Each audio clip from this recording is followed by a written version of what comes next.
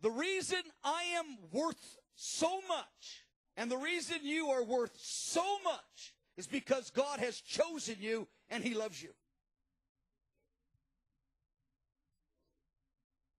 And secondly, because you've responded back and you love Him. Now, that's not a small thing that you love Him.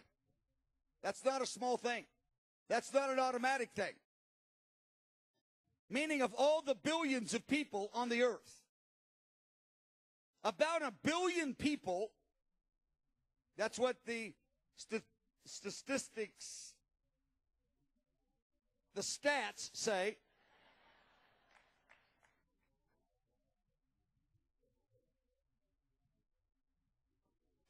But that leaves about 6 billion people who don't love God. Now, you're kind of so used to being saved, you think, that's not a big deal. No, you are in the significant minority of history. You are of the minority who God said, I love you, and by the grace of God, you said, I'll take it, and I will return it. I love you too. Beloved, that is what makes your life successful in the most profound sense. Paragraph P, when we're anchored in this truth, that we base our success and our worth on the fact that He loves us and we love Him, instead of basing it upon our accomplishments, our recognition, our possessions, our relationships. That's the natural way that we get our identity, by how much we achieve and who recognizes it.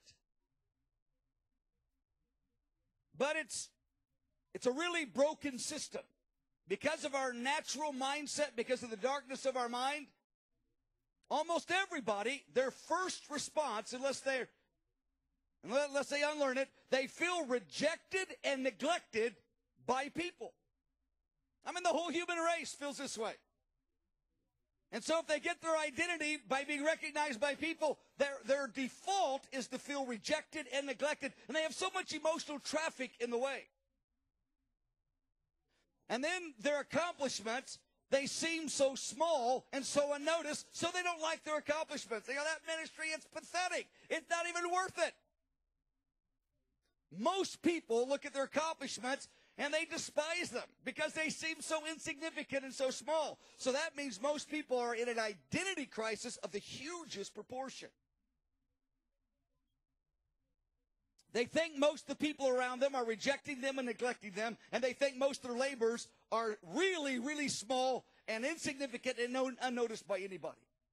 So they're in a crisis of identity, and it creates a storm on the inside of emotional traffic. Just a storm, just constant preoccupation, trying to find some way to feel valuable. And then all the media tells us how to do with all the fashions and looks and styles and the ways, and I'm not against all that stuff, against some of it, but not all of it. And we're just in a storm of preoccupation, of figuring out how somebody can look at us and go, wow. And people spend their entire life, for decades, caught up in that whirlwind. And they can't really connect with God in any way compared to how they would. Paragraph Q, the confession. This is a sentence that I started saying many years ago, some decades ago. That when I come under pressure, and when you come under pressure, what pressure does, it makes us philosophical. I think it makes almost everybody philosophical. Why am I even doing this anyway? When pressure hits, it makes us ask big questions. And then I would go through the different answers, and the only way I could get comfort in those early days is exactly the same in these days, but I've used this sentence for years. I just offer it to you, very simple sentence. I'd go, wait a second. My ministry's not very good. My relationships aren't that great. My money's not so cool. I'm not really that great in this. I'm not that great in that. And, Then the little whisper. But I really love you, Mike. I really love you, and I'm God. Yeah, you know what? That works for me. Genesis 1 God. The only one that has Genesis 1 on his resume. He likes me. The Genesis one God. And I go, you know, that works. Wow. I have this idea. I got it made. And then the Lord says, that's not it. It's not enough that I like you. I want you to respond and love me. And if I love you and you love me, you are already successful. And I could use the pressure to go through the philosophical questions, and the only way I could land with comfort was, I am loved, and I am a lover of God, therefore I'm already successful. I made it. I made it. Everything else is icing on the cake. I've already made it. Then I could get happy, and then the relationships, the money, the difficulties, the problems, the resistance, it came into perspective if you feel successful. Burnout does not come from hard work. Burnout comes from working with the wrong spirit. That's where burnout comes. You won't get burnout because you work long hours. You get burnout because you're working long hours with the wrong spirit. Meaning you're working in order to become successful at the heart level. When you work in order to become successful, the work will burn you out. If you work because you already are successful, the work will actually strengthen your spirit. So if we work from success, we get renewed. If we work to get successful, we get burnout. So I can do long hours in IHOP, and I can be involved in difficult problems in people's lives and difficult solutions if in my core I know I'm already successful. But if I'm doing the work so I can prove I have a ministry, that finally I have work, that work will burn me out, and it will just it will be disillusioning. So the Lord, He wants us to shift the way we get our identity. This is how we love God with our soul. To where our identity is in our relationship with Him, not in what we produce with our hands or who recognizes us.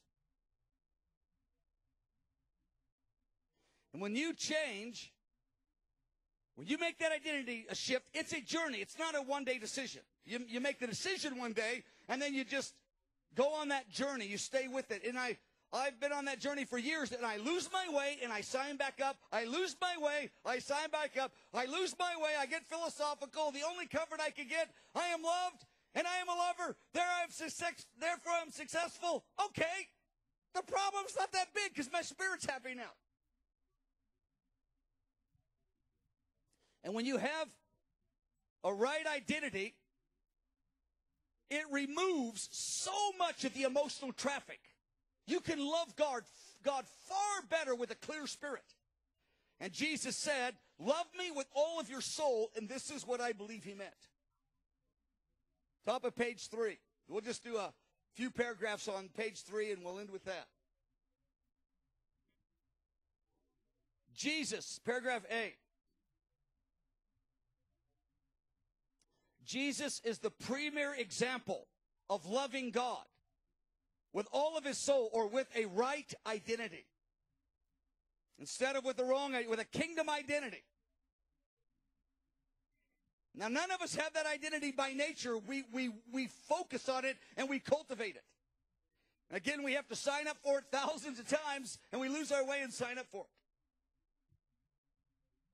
Now, Jesus' identity was in the fact that He loved God, the Father, and He loved people. That's where His identity was in love. His identity was in His humility. Jesus' identity was not in the response the people gave Him when He was on the earth. Now, in Philippians chapter 2, verse 6 to 8, let's put that passage up. Philippians 2, verse 6 to 8, this is the place where Jesus' humility is most clearly expressed when He became a man and died on the cross. Let's read it.